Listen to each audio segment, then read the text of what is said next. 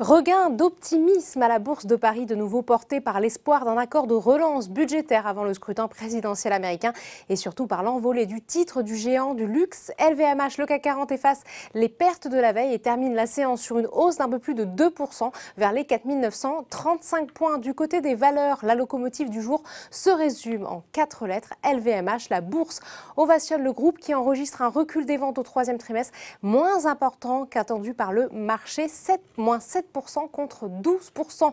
Des chiffres tirés par la demande pour sa marque phare Louis Vuitton, ce qui lui permet de limiter l'impact de la crise sanitaire. Résultat, les autres valeurs du secteur profitent du mouvement. Kering gagne 4%, Hermès 2,33%. Le secteur automobile s'attire également les faveurs des investisseurs. Le marché européen a en effet renoué avec la croissance en septembre, enregistrant ainsi sa première hausse depuis le début de l'année.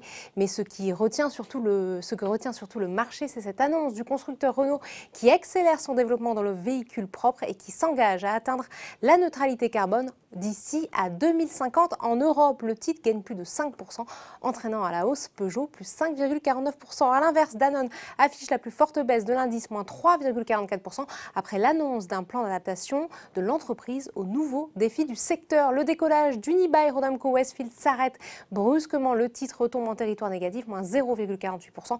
Hier, la bourse avait littéralement ovationné la fronde menée par l'homme d'affaires Xavier Niel et par Léon Bressler, l'ancien PDG d'Unibail, contre l'augmentation de capital. Sur le SBF 120, les foncières chutent également avec une baisse plus marquée pour Covivio.